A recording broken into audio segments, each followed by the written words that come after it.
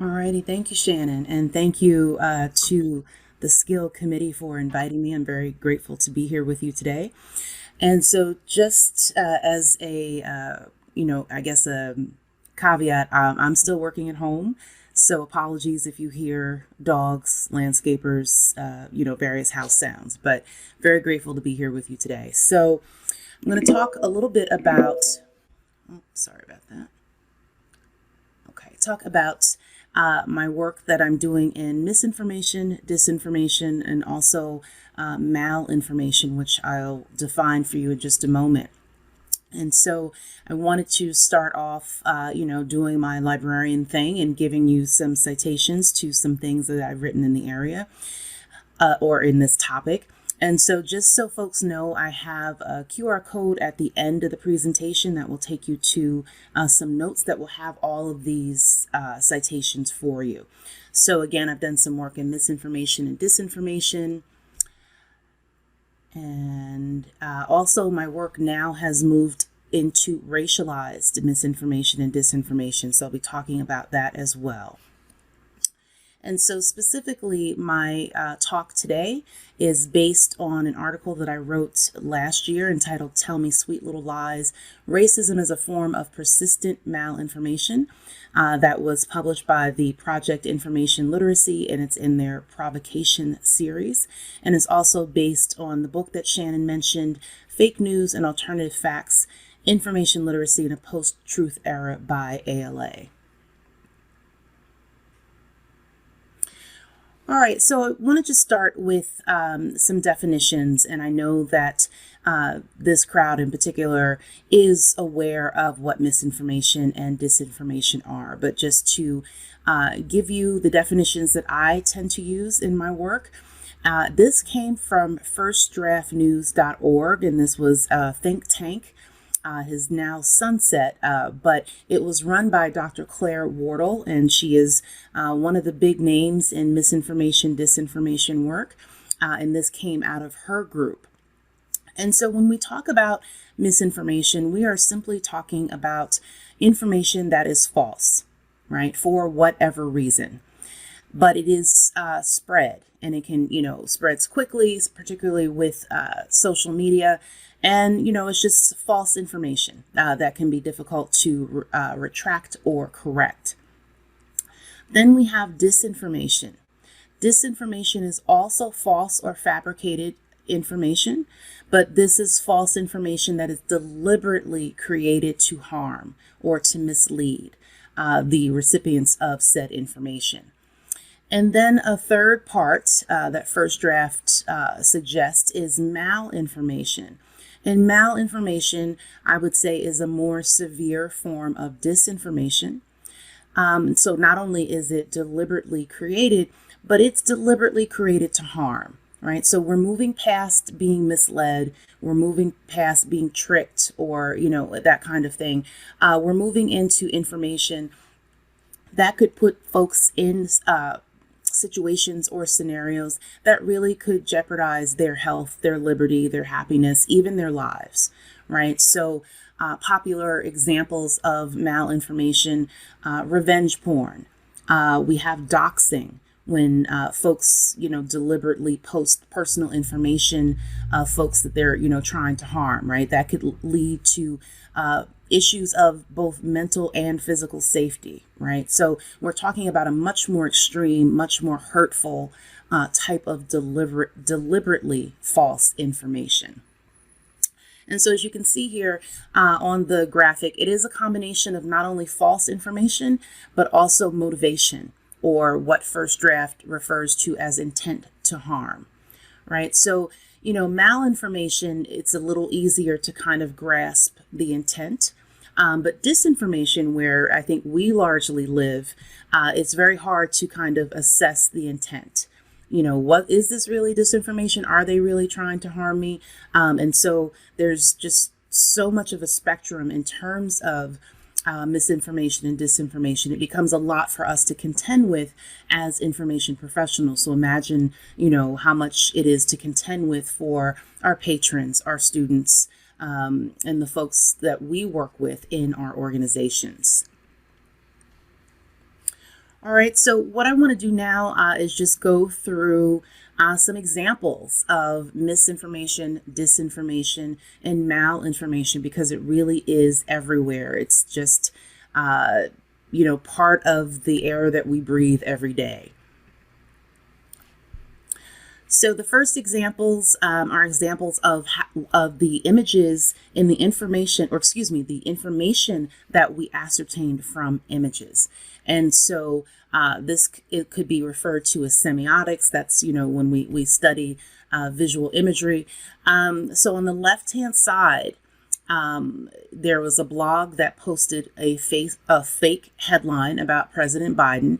But what really got folks kind of tweaked about it is that the blog lifted the visual imagery of the New York Times and placed it on their blog, right? So when folks see things that they recognize, perhaps sources that they trust, they're focusing on that image and may not be focusing on the blog website or the author, etc. And so the New York Times had to come out and say, no, this wasn't us. They lifted our picture and our visuals to promote false information. On the right-hand side, we have a picture of crying babies who are getting their COVID vaccine. And so the picture was taken out of context and it was given a headline about, toddlers' tears and, really kind of moving against the idea of vaccinating children. And so the author of this particular tweet said, hey, that's my kid. So first of all, you used the graphic without my consent. And also, again, without context, she was fine and happy and, smiling and running with her friends and having a lollipop not 30 seconds later. So, thinking about how imagery is often used out of context to make a point and create mis and disinformation. Couple more things to show you. So on the left-hand side, we have someone saying that their local paper wrote an article about a Japanese family that, quote unquote, moved to Arizona for 2 years in 1942. So this is about historical literacy and a lack of historical context. So she goes on to say that there was no mention of the mass incarceration of Japanese Americans during World War II. So they're saying that this family moved to Arizona, but what they're not saying is that this family was being sent to an internment camp. All right, so that is a perpetuation of misinformation, disinformation that is historical. In the middle, a social media test found that Facebook removed posts offering to mail abortion pills. It also removed similar posts to mail guns and marijuana. So this is to emphasize that there are human beings making these decisions, right? So there is a lot of algorithmic bias, right? Certainly something we need to be aware of. But there's still a lot of people behind the scenes who decide what information we see and what advertising that we see, right? So we have to be, particularly mindful, as you all know, on social media about the information that we consume, what those biases are, and, what are the biases of the folks who are coding the algorithms, who are buying the ads, who are, determining what you see every day.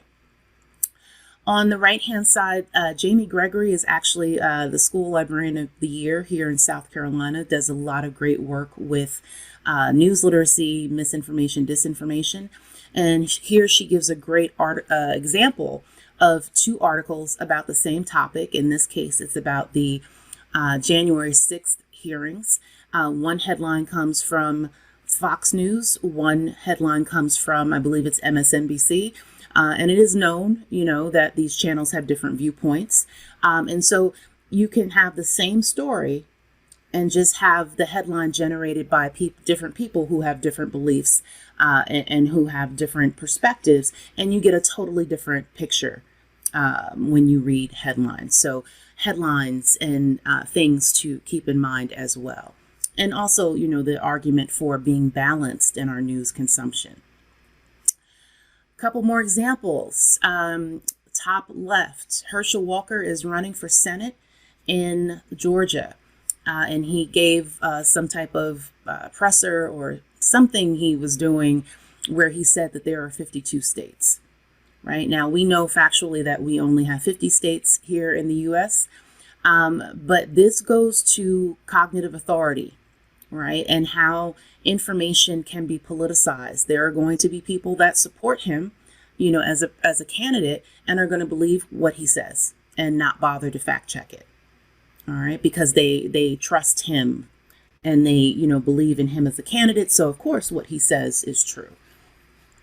Underneath that, we deal with this every year, particularly around Halloween, where people dress up as other cultures and appropriate other cultures. And that's a form of misinformation and disinformation as well, because it very much plays on stereotypes. In the middle, we have a young adult author and also works for We Need Diverse Books, Danielle Clayton, is reminding us that another source of information are reviews, particularly trade reviews, professional reviews that we rely on for our collection development, perhaps some of our, other things that we have in our libraries and institutions, our programs, etc. And she says, just like everything else, people bring their own thoughts and perspectives to the table when they're doing reviews. And similarly, there's a lot of information and perspectives that don't make it to reviews. Right. So again, another consideration for balanced information consumption. On the right, we have something else, New York Times again. For a while, New York Times, every time they talked about COVID, they were using pictures of Asian Americans and other folks from the Asian diaspora. And so this person, Jennifer Koh, says, New York Times, stop using pictures of Asian Americans when you talk about COVID, because it opens us up to AAPI hate and other disinformation. And I would say even malinformation, because the AAPI hate that we've heard of in the last year or two has been really significant and has caused a lot of physical damage to folks and physical harm, in addition to perpetuating stereotypes and other false information. This particular example, this is Ben Collins. He is a reporter that specializes in misinformation and disinformation. And so he did this whole Twitter thread about conspiracies surrounding the Buffalo, New York shooter who murdered 10 African Americans at a Tops supermarket. And so when he was going through this thread, he's saying that this particular shooter blamed the Jewish community, right? We're hearing a lot about replacement theory and other things of that nature. And he's saying that this conspiracy theory says that the shooter targeted these people and shot these people because he wanted to go to prison because he wanted health care. So the conspiracy theory is boiling down to the Buffalo shooter had a toothache, right? And there are people that believe these conspiracy theories. They don't want to address the racism. They don't want to address his intent. And he said he specifically chose Buffalo for this tragedy or this massacre. But every time there's some type of crisis, whether it's a mass shooting or a weather event or really anything, there is so much information, misinformation and disinformation that emerges, it seems like almost instantly. And the ironic thing here is that the Ben Collins, the author of this thread, got a lot of flack because they said he was promoting conspiracy theories, right, instead of just reporting on them. So a lot of different layers, particularly with online information. All right, another perhaps frivolous example of misinformation and disinformation. This is a picture of Prince Harry and Meghan Markle from earlier, or actually it was in 2021 when they had their interview with Oprah Winfrey. And Meghan Markle talked about essentially racism that she encountered and endured at the royal palace. And that's part of the reason that they moved to the States. And so, if you think about things like this, when we're talking about perhaps people think it's gossip, right? And gossip is probably one of the original forms of misinformation. Think about the supermarket tabloids we've all read, right? So if you want to, consider it frivolous, that Princess Kate made Meghan cry, over the misinformation, big deal, right? But Meghan Markle went on to say that this consistent racism that she is claiming from, folks in the royal palace, she said that she eventually felt suicidal, right? So this is an example of stereotype-based disinformation. I think it's malinformation that builds up, right? And so it builds up and it builds up. And she says that she eventually became suicidal. So that is certainly a more significant effect of disinformation and malinformation that can, really impact people who are at the center of it. All right, so I'm going to give you a couple examples of racialized dis, and malinformation. All right, again, we're dealing with a lot of visuals, right? So when we're dealing with visuals and the images that come through, it can often be implicit, right? And when we see implicit information, and, I would argue that some of these are more explicit, right? But when we see these images over and over and over again, it really does impact how we think, and we don't necessarily challenge the same information, the same visuals that we see over and over again. So on the left-hand side, we have LeBron James and Gisele Bündchen, one of the supermodels. And this image was widely criticized for perpetuating the stereotype of, the violence of Black men and how Black men are beasts. And they said, oh, we're just trying to replicate King Kong, but it does go ahead and perpetuate other stereotypes as well. On the right-hand side, we have a pretty nasty caricature of Serena Williams that will go ahead and perpetuate this idea of the behaviors and the attitudes of Black women. These three images, these are all about our communities that have backgrounds from the Middle East, or that are Muslim, that are Arab, and all, and just lumping huge populations into, one swath and calling them terrorists, and, giving very negative attitudes. And you can see in the top right, I believe this is from Aladdin. So you can see how early some of these stereotypes are coming through to children. And so they kind of see this over and over in media and in cartoons and things, and just have that implicit notion as they grow up that Muslims are bad, Muslims are evil, right? All right, this is Michael Brown, who was murdered by police in Ferguson, Missouri. And so another example of visual imagery. And so when they reported about Michael Brown, they showed pictures of him just, regular life, like on the right-hand side. But a lot of the pictures were purposely presented to make him look menacing, as if to suggest that he deserved to lose his life. And so the question came up that instead of using a picture like what you see on the right, why didn't they use his graduation picture? He had graduated, I think, maybe 3 or 4 days before he was killed. And so this generated a really interesting Twitter campaign called If They Gun Me Down. And a lot of people of color, African Americans in particular, were posting pictures of themselves in their everyday attire, just hanging out at the house. And then they posted pictures of themselves in suits, or in their military uniforms, or, in their judges' robes, and asking the question, if I were killed tomorrow, what picture would the media use of me? What type of message would the media try to send about me? So another visual, but also another example of a problematic headline.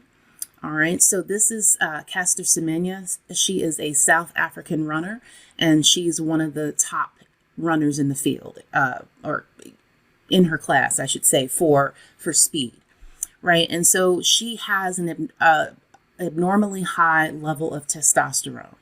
And so the folks that run, the sport have told her, you have to take drugs to lower your testosterone because it's giving you an unfair advantage. Right. So she has declined. They've gone back and forth. She's lost cases. She's won some cases. But in this particular instance, Fox News ran the headline, transgender runner loses court appeal. All right. She is not transgender. So this headline is malinformation, right? It is purposely created to harm, right?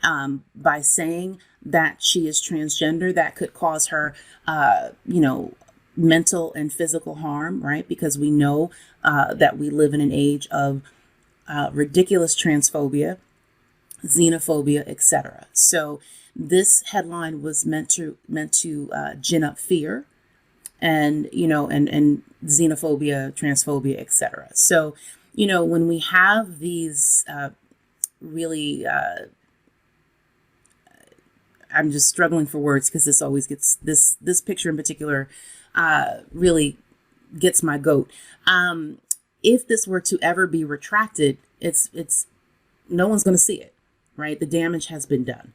And so that goes for newspaper headlines, social media information, etc. So, thinking about the long-term damage that disinformation and malinformation can do.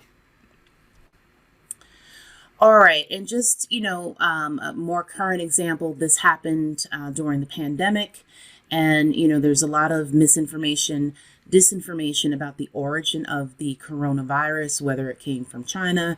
And this is rooted specifically in AAPI hate, in terms of people believing really that all Asian Americans and all folks of Asian descent are responsible for the COVID virus.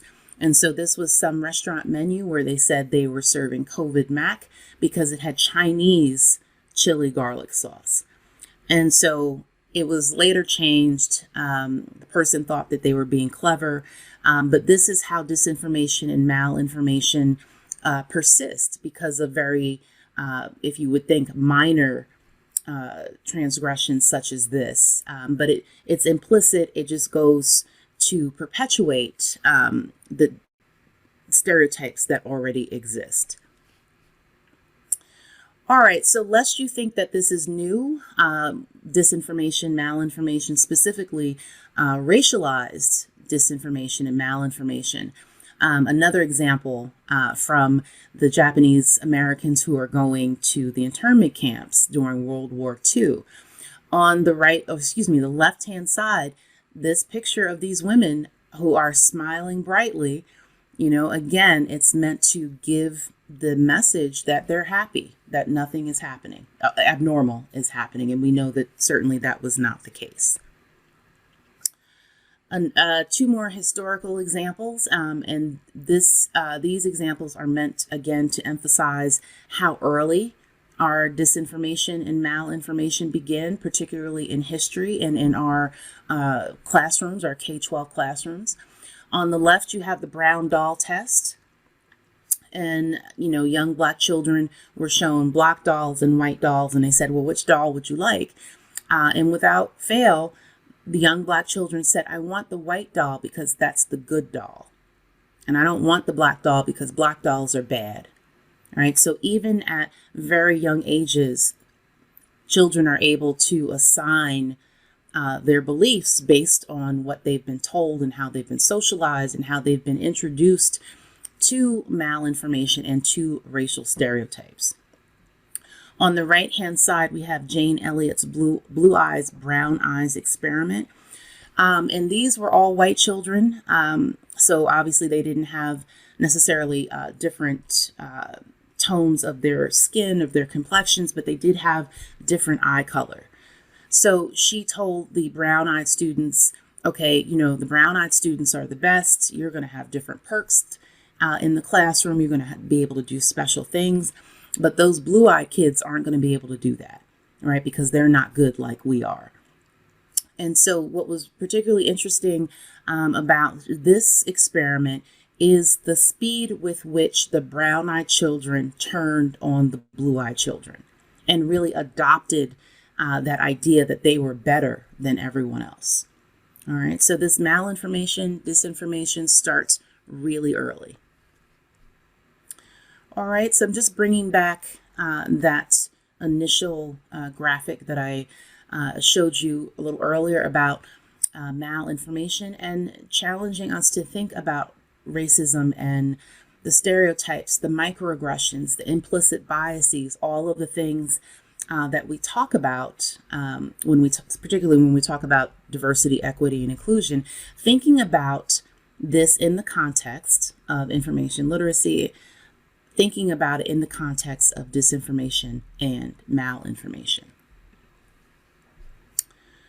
All right, so what it comes down to and why I'm showing you all of these examples is that essentially we are the fish and disinformation is the water that we swim in.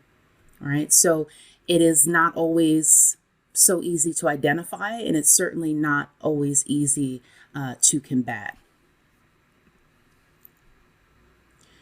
All right, so I'm just going to go really quickly through a couple of terms, specifically terms that are related to information behavior and practices. And so information behavior, if you didn't have that class in your graduate library education, information behavior is essentially a subgenre of LIS, and we talk a lot about how people interact with information, right? Very broad, and then we drill down. And so I typically say to people that information behavior is how people use, seek, and avoid information.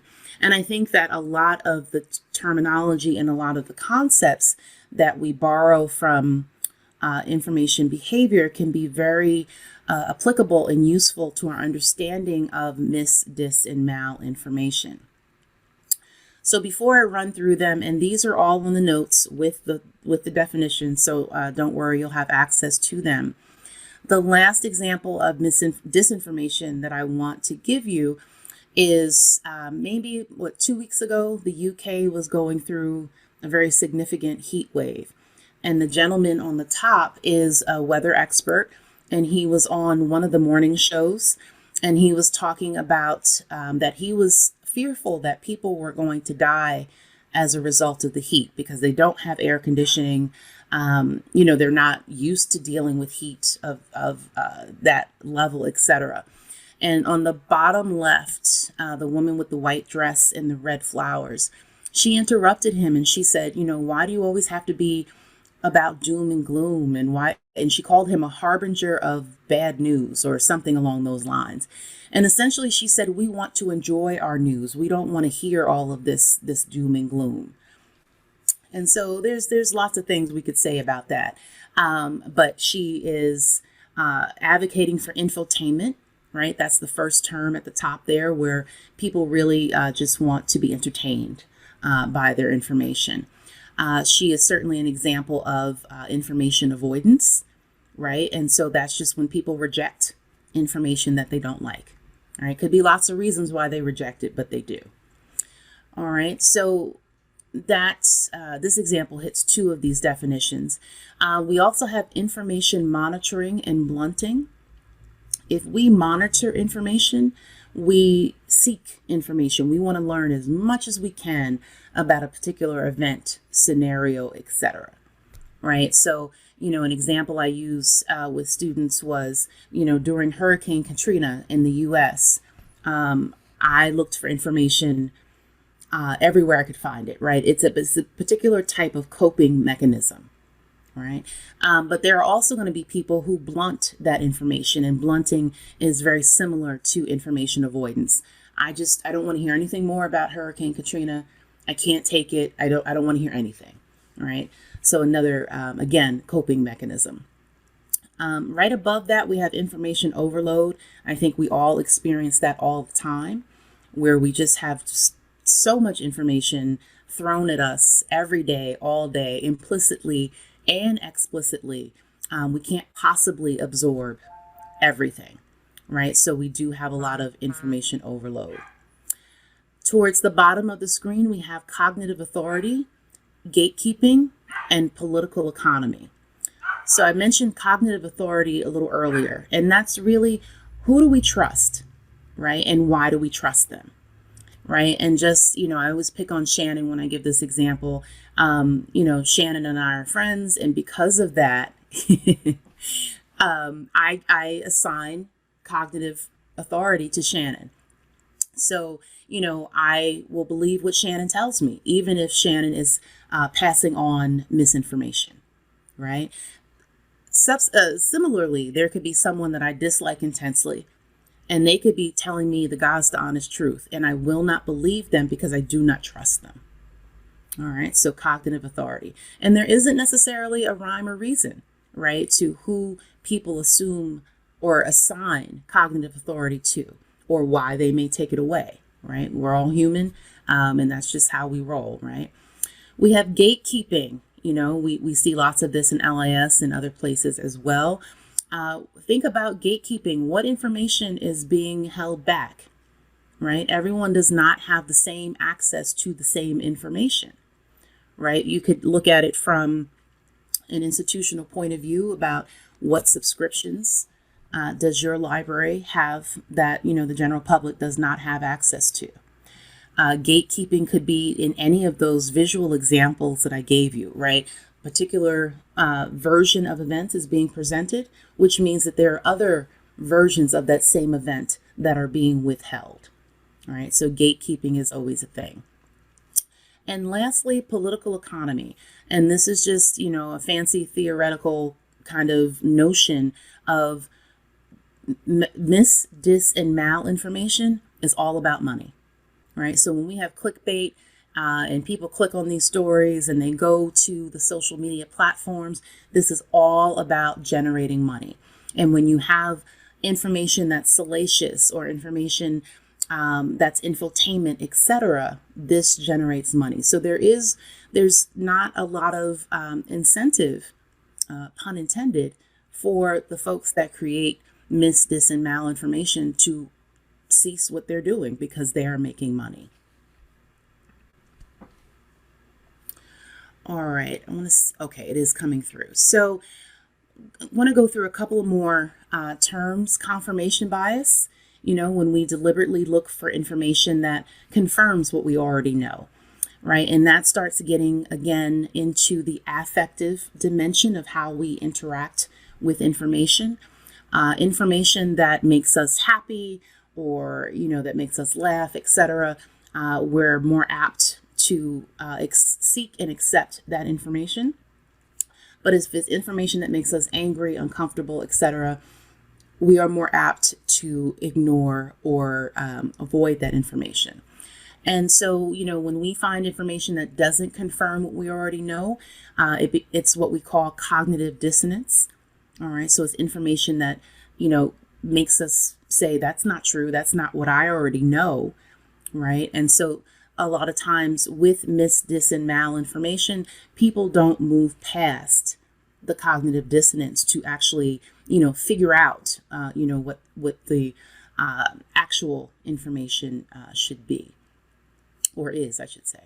And so this is what Dr. Fauci has referred to as the normalization of untruths. And I think that this is certainly, something that we as information professionals combat on a regular basis. All right, so I'm going to start moving a little bit more quickly, just so we have some time for questions and answers at the end. These two things on the screen here, this is just to give an example of context, right? And to really point out that no mis, dis, or malinformation happens in isolation, right? Nothing happens in a vacuum. Everything has a larger context, even if we don't realize what that larger context is. We have groupthink, right? Another thing that's becomes very difficult for us to deal with mis, dis, and mal is that believing the same thing as a group gives you a form of community, right? So when you think about folks who have been in cults or, other organizations that have proved to be harmful, it wasn't always necessarily about the information that they were consuming. It was about being a part of the group, right? And certainly they've assigned cognitive authority to the wrong people, et cetera, et cetera. But this was about a community and how information can perpetuate community, which is not always a bad thing, but in certain cases, it certainly is. This is in your notes, but I'm going to leave you with Joan Donovan, her 5 key principles of misinformation. Joan Donovan is at the Shorenstein Center at Harvard University and is one of the top researchers in disinformation. And what I'd like to relay just in a nutshell about what Joan says about disinformation, she says that information is free, knowledge is expensive, right? So I think we as information professionals are part of knowledge creation, right? And so when we are disputing disinformation and malinformation, we want to move people towards knowledge creation, and that's a lot more difficult by any stretch. All right, so critical cultural literacy, and this is directly related to the article that I listed at the top of the talk. And this is just really thinking about the various forms of literacy. And I think one of the problems that we have as information professionals is that there's a literacy for everything, right? And I know some folks don't even like the word literacy, but that is what we are using in our discussions, not necessarily with our patrons or our students. But we certainly have dealt with information and media literacy. Other fields call it something different. And unfortunately, folks can easily become siloed in the work that they do. And we need to be thinking about all of these literacies working together, thinking about meta literacy. If you haven't seen the work of Trudy Jacobson and Tom Mackey, they've done a lot of work on meta literacy. But just to think about critical cultural literacy and the examples that I've been showing you. Certainly there's information and media literacy involved, cultural literacy, racial literacy when we're talking about racism, stereotypes, implicit bias, etc. We also have emotional literacy, right? So think about things like intellectual humility or cultural humility, and just recognizing that there's always something else for us to learn, right? We don't know everything about other populations or other cultural groups, and we need to have that knowledge in order to push back against a lot of these stereotypes and disinformation that we see. And I gave you a couple of examples of a lack of historical literacy and how things are perpetuated because people don't know, we don't know our history. Political literacy. I know folks don't like to talk about politics per se, but misinformation, and malinformation, they are all being weaponized, right? And they're becoming politicized, and we have to kind of deal with that when we're talking about dis, and mal. And then finally, and this is not a comprehensive list by any stretch, but we also have design literacy. What do our interfaces look like? Are they designed for all users? Are they designed for folks that don't have advanced degrees in information science, right? So different things that we need to think about when we're working with our constituent groups about dis, and mal. So I'll walk you through one quick example about critical cultural literacy. So when COVID first came out and we weren't really sure what was happening, there was actually a report on the news because, all of the medical folks were saying, they weren't sure what was happening. And it came out and they said, African Americans are not susceptible to COVID-19.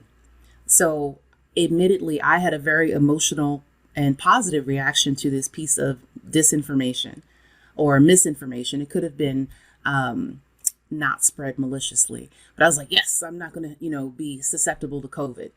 And then, not 30 seconds later, I was like, stop it. You know better, right? Like, I do this for a living. I knew that this was disinformation, but it didn't stop me from having an emotional reaction to this piece of information. So traditional literacy, information or media, what have you, says, no, of course, that's not true. Everyone is going to be susceptible to COVID-19. Critical information literacy, which we've, read about for a long time, and that starts to address power differentials and hierarchies and things of that nature within information. So critical literacy will tell us that minority communities routinely suffer more from illnesses. So it stands to reason that the same would be the case with COVID-19. And we certainly did find that out as the pandemic continued. Now, critical cultural literacy, if you think about the various literacies we just talked about, that is going to start bringing in history and other dimensions. And we start talking about minority groups who routinely suffer more from underlying conditions like hypertension and diabetes, who typically may live in medical deserts and food deserts and not have the same access to medical care, right? And then you have other historical events like the Tuskegee experiment and Henrietta Lacks and things of that nature, where you have entire cultures and populations who have in the back of their mind that they may not trust the medical establishment and therefore won't get vaccinated, etc. So hopefully you can see that, we need to start peeling back the onion on a lot of these pieces of information, because there's a lot of context, a lot of history that's missing. And without that context, we can't address the disinformation of it all. All right, so I'm going to skip this next example.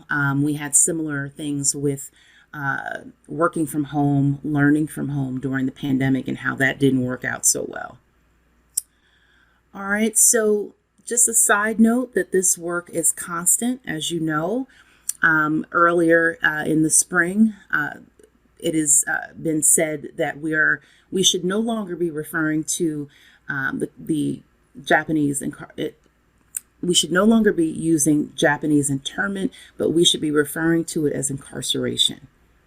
All right, so a reminder of how language changes and that we need to be changing with it, because, words mean things and give very different meanings or connotations depending on the topic. All right, so now what? So just wanting to kind of wrap up and remind you of what things that I already know that mis, dis, and malinformation is endemic. It's expanding rapidly.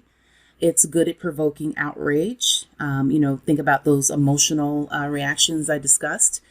It lacks context, and it's still very much hindered by good intentions, right? We still have lots of folks that pass on misinformation, disinformation, and just don't know, right?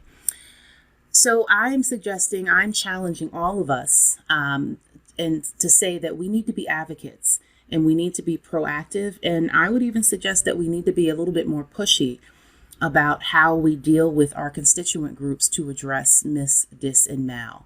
Like, we can no longer wait for them to come to us because they may not. We need to go to them because with malinformation and information that can really, really do harm, it can not only do harm to the individual, but to folks that are around them, right? Particularly if you're thinking about medical disinformation. So I'm suggesting that, we need to be empathetic. We need to be curious and nimble. Again, we need to be proactive. As I mentioned earlier, we need to be intellectually and culturally humble, right? We can always learn more too. We need to do our due diligence, thinking about what our patrons and students have access to, what they can understand, what skill sets may they have or might they need to develop, etc. And we need to be working for the benefit of all. All right, and I think on that last page, something was cut off. I did also want to say we need to know the difference between conversation, interrogation, and debate, right? And I think because a lot of dis and malinformation has been so politicized and there's so much emotion attached that sometimes it's hard to have a good conversation, right? It automatically kind of you just jump into a debate, or, you're wrong, and, people feel guilt and shame, and then they just shut down, right? So that's not the way that will be effective for us to have these conversations. All right, so again, I'm suggesting action. I'm suggesting clarity, right? And not using so much jargon. But we've had these conversations before, just kind of repeating some of the things that we know to do as information professionals. Also suggesting flexibility in how we are working with our constituents. All right, again, skill development, right? I mean, it's easy for folks to say go Google it, but really that's just going to bring more disinformation and malinformation. Active listening, right? I think that is part of the toolkit that we need to continue to utilize when we are talking about mis, dis, and mal. Dorian Warren, who is a community activist, he said, be the protagonist and not the spectator. All right. So again, that goes to, being proactive with these discussions. Don't be defensive. Rather, we should be concentrating on our offense. And he said, we can't let the powerful or bad actors off the hook for the harm they do. All right. So these are the folks that are making money off the mis, dis, and the mal, and the ones that are just being hateful with the malinformation. All right. So finally, I'm almost done. Dr. Anthony Fauci gave a commencement speech at Princeton earlier in the year, and he said it is our collective responsibility not to shrug our shoulders and sink to tacit acceptance of the normalization of untruths, because if we do, lies become dominant and reality is distorted. So we have to continue working towards I don't know if this is a word, the denormalization, the unnormalization of untruth. So let's see. Oh, what happened? Okay. So with that said, here is the QR code. And thank you so much for your time. Thank you so much to the conference organizers. Very grateful to be here with you today at the Skill Conference. Thank you, Dr. Cook. That was amazing as usual. And so now we're going to open the floor for questions. We have had some questions come into the chat box, and so I'm going to go ahead and get started and read those questions off to you. First question is, what is the role of different political and financial forces like World Bank and the International Monetary Fund in the international creation of disinformation and the spread of unreliable and false information? No, that's a great question. And I think it's particularly good because I think we need to recognize the motivation from the corporate entities as well. And I think it goes back to the political economy, right? It behooves them financially. And maybe they're not even necessarily creating the mis, dis, and mal. They could be, but it's certainly in their benefit not to correct it, right? So if it's a piece of information that's going to make their entity look better or have more power or to make more money, they're not going to correct it. So I think the role is in creation, it's in perpetuation, and I think that they need to be addressed as well. But again, if you're thinking about socioeconomics and societal hierarchies, they are certainly bad actors that are much harder to address. Thank you. How can we talk or teach on this topic as education has become increasingly politicized at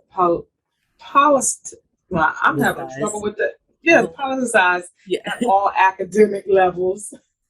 Yeah, it's hard, right? And I'm with you, right? Especially on a higher ed campus and in a state that's attacking things like CRT and really conflating and not understanding what they're attacking. I think part of it is to just have these conversations in various settings, right? And kind of infuse it in everything we're doing. So if I'm teaching diversity in libraries, I can talk a little bit about disinformation. If I'm teaching the introduction to library and information science, I can give an example of malinformation. So in the sense that, hopefully trying to normalize the conversation across disciplines and across the things that we teach, and not just having, like the special episode, after school special on malinformation that might draw more attention, or that might, get people a little bit more riled up. So I think it's about spreading it out and being consistent, and just really having those relevant examples, and not necessarily political examples or controversial examples. Excellent. Thank you. And the next one is, what, if any, changes do you see in undergraduates in their ability or determination to distinguish one type of information from another? Yeah, so I teach news literacy here at the University of South Carolina.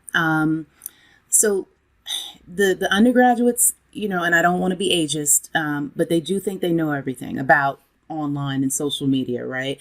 And so inevitably, when I teach the class and we're finished, they'll say, "Oh, I didn't know that." Oh, because I think the key, for at least for me, to work with them is to go to what they know and then kind of drill down and say, well, but did you know this, and did you know that? And so they don't necessarily have the context, especially historical.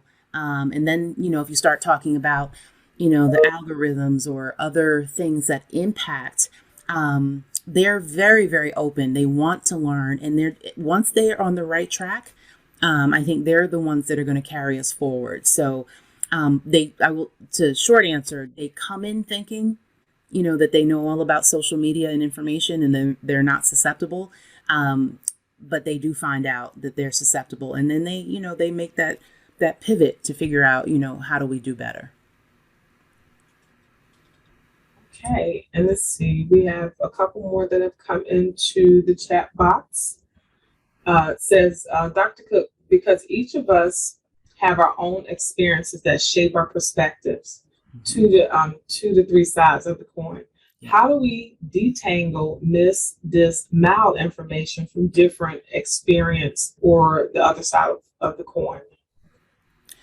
Yeah. So I think it's partly what I mentioned about intellectual and cultural humility, and just understanding that we don't know everything, but being proactive to learn more, right? And I think another part to that is to admit our own biases, right? So I'll tell you freely, I don't watch Fox News, right? But I have a lot of students and constituents who do.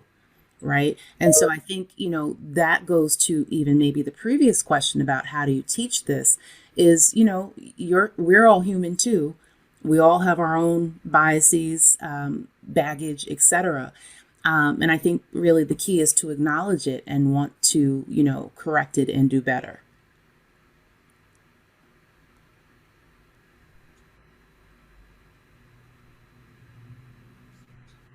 Okay, let's see. I'm trying to see if I see another question. Mm-hmm. I got Yaba's question. I got Tim's question. And thank you all for the questions. They're great ones. And I got Tyler's question.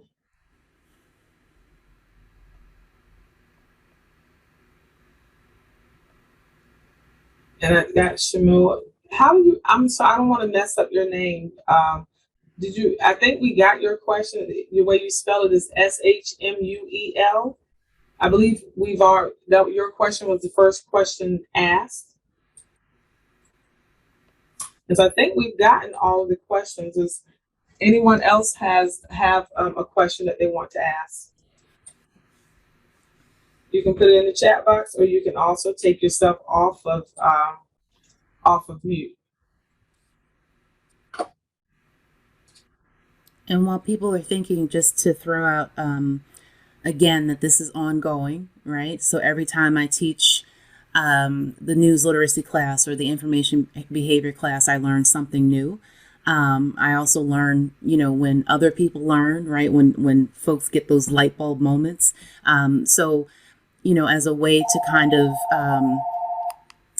combat that information overload, just, be mindful that we're always all still learning, particularly since we are so surrounded by disinformation and malinformation.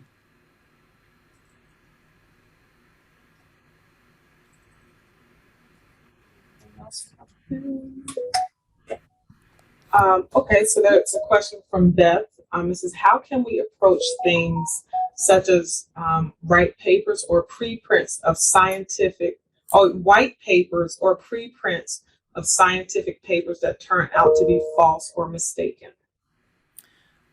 So is the question how to work with them, or if I'm understanding the question, I think, it doesn't hurt that when we're working with constituents to, talk about the different types of information that they may encounter and say, this could change, right? This could be retracted. If it hasn't gone through peer review or et cetera, et cetera. So I think, in that particular setting, being a lot more precise and detailing process can help us when we're working with those pieces of information that we're just, we're not always as sure of them now as we thought we were.